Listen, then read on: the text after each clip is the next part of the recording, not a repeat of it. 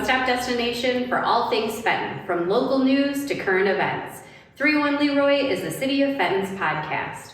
Today, I'm here with Allie Siebert, who is a local author and resident. Plus, she's a volunteer for one of our community boards, which is awesome. So Allie writes about history and all kinds of, how could we say this? Something elegant. You're like a historian. That's the word! A historian. Yes, you're like a historian. But you weren't always. No, I wasn't. And we would have filmed in the museum, but it's currently under construction, so I thought the next best place is clearly, this is the library. This is the A.J. Phillips, well, it was A.J. Phillips when it was at the museum, right? Yes. And now we are the Jack R. Weingarten Library. And this building itself has some history in it because it was once a post office. It was, yeah. And I don't think it was anything in between, though I'm not really sure. I don't think so either. This should be your next research project. Go. Because there's a really great photo of like the christening of the post office being open. Right. This huge crowd. Yeah. It's like it's just so cool. It's so cute. Yeah. It's like so like Mayberry. Right. You know? It is, but that's very Fenton and I love it. So tell me a little bit about you. How long have you lived in the city and what are your passions? Yeah, so I've been here since 2020. Okay. My husband and I moved right like before the housing market went really expensive. Oh, which smart. Good. Which is why we were able to afford the house that we had. We moved into an old Victorian on Main Street, and at the time I was teaching. So I've been teaching since 2017. I've done 2nd grade and 6th grade. I did a Dean of Students position for a while, intervention, and I loved it. But it was hard, you know, especially with COVID and everything else. It was difficult.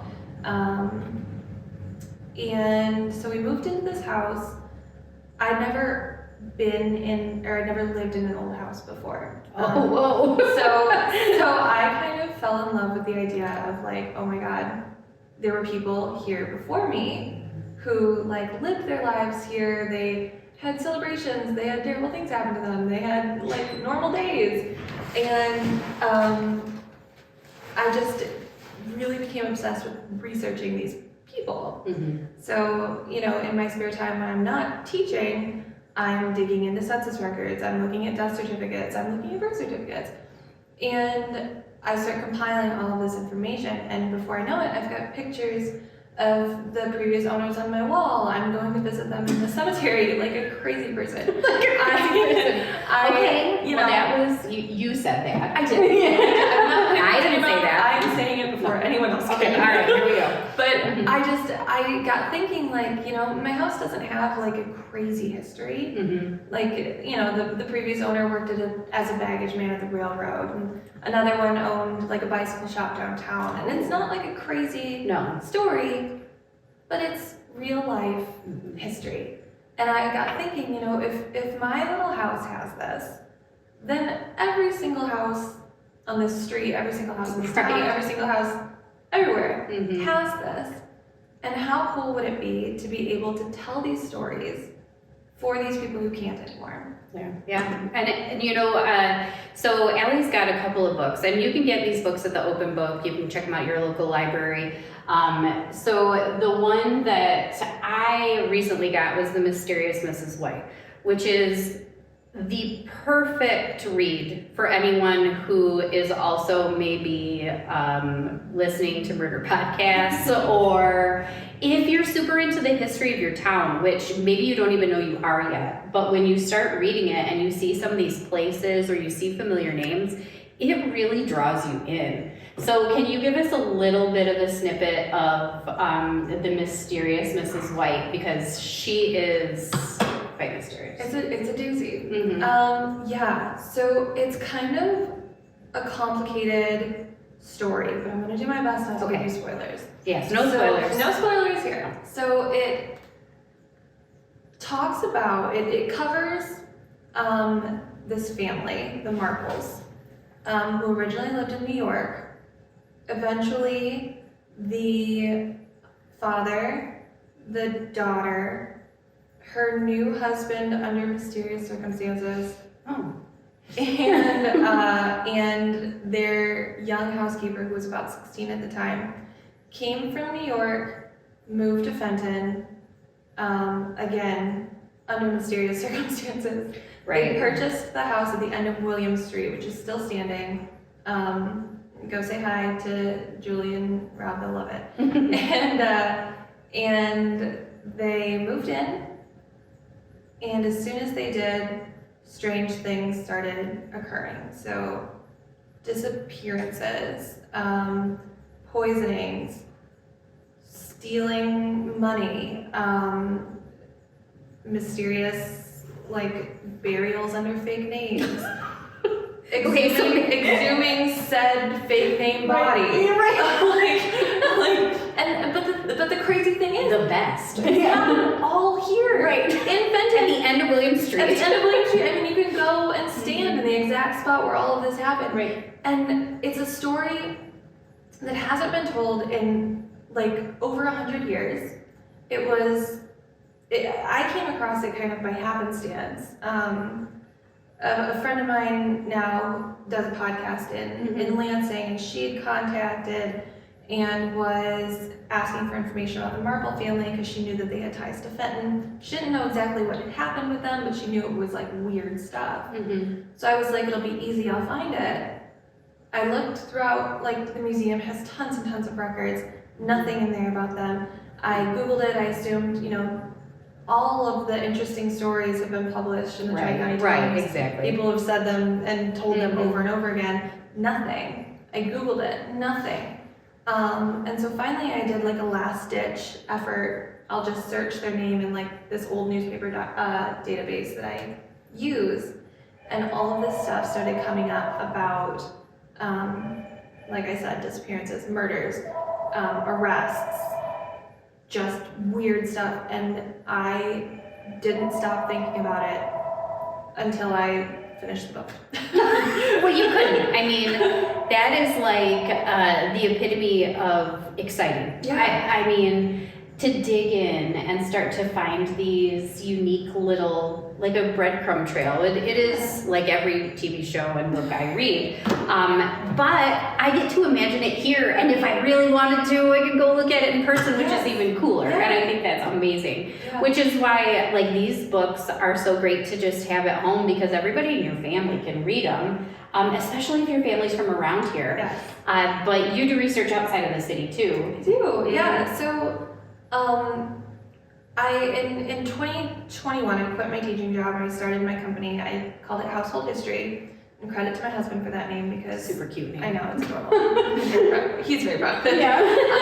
But I started that company, and what I do is I research. I'm hired by whoever to research homes, structures, buildings, land, whatever it is that they want information on. And when I'm finished, they get a nice hardcover book filled with the history of their home. So that's Which is awesome. Yeah, so I've done homes in Hadley. My first one I ever did, it was kind of like a trial to see how it would go. But I did my in-laws' place in Hadley, which is out by Metamora. And they have an old farmhouse with an old barn, so I covered their house history and I dug into it and became, of course, in the way that I do, obsessed with the families that lived there, and now I have them also on my wall. Not so. No. But and it was amazing, and hold on, I'll show you. And it turned out so cute, and it goes through all of the history of the Was that a schoolhouse, right? So that's where all the kids went to school in the house, and I've got wedding pictures and whatever I could dig up, it tells the story of the people. Right. And I think that's the most important thing. So I've done Hadley, I've done Zionsville, which is down in Indiana. Okay. And this really old church that was created at the time. It was called Butternut Church, which is I'll tell you. Oh. It's not cute. Oh, It's, sounds like it would be. Yeah, it does, doesn't it? Yeah. So it was, butternuts were essentially Southern transplants during the Civil War. Okay. And they were Like called the squash, butternuts. yeah. Yeah. Okay, Because okay. they would use All right. the butternuts to dye the Civil War. Oh, okay. To give it that color. Thinking where could this possibly be going? Right, there it is. Okay, yeah. So it was the butternut church for a while, and then it served other purposes.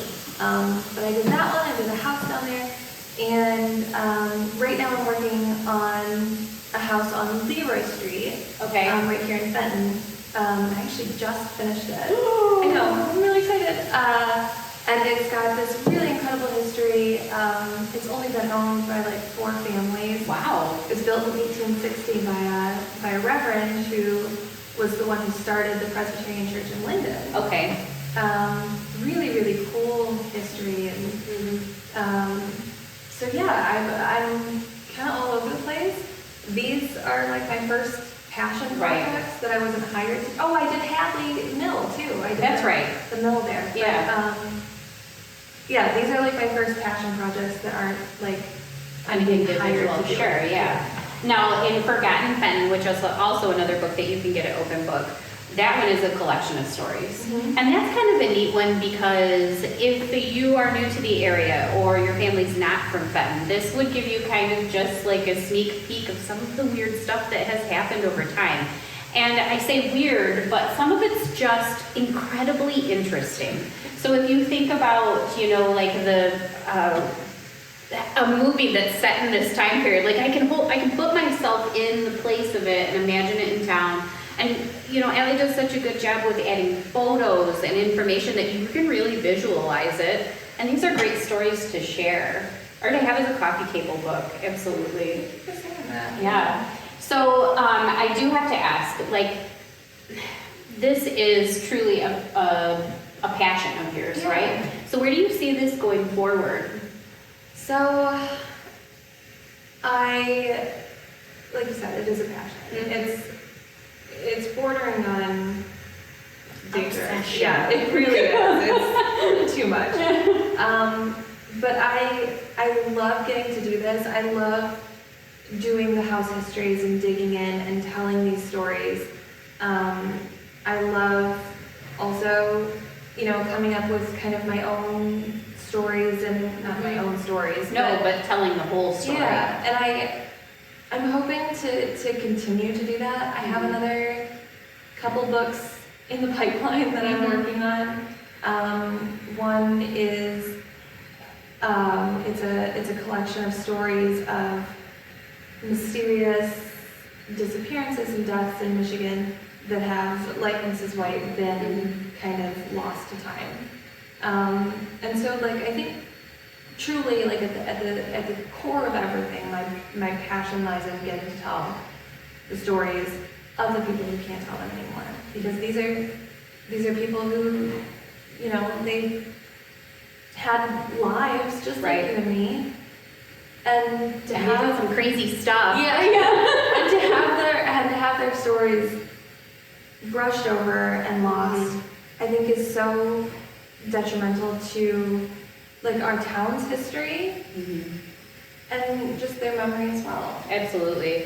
And you know, when we were going through the mysterious Mrs. White, I remember there's one part, I think it's in that one, where it has like a clipping from the newspaper where it just documents who walked downtown that week, right? And I love that because, you know, these were the important things that happened. They were documented. Like if somebody that was prestigious went through town, yeah, that was news. Yeah. And our news now is more like what this book is all about. Yes. But it's a sneak peek into the past, what their daily lives were like, you know, our heritage here in town of where we come from, where these buildings come from. It's just, it truly is a work of passion, but you sharing it, that's the true gift because my gosh, these stories, I mean, imagine picking up one of these books and I'm going to be honest here because my family is from Fenton. So if I picked up one of these books and I saw like my own family in them, I would just, I mean,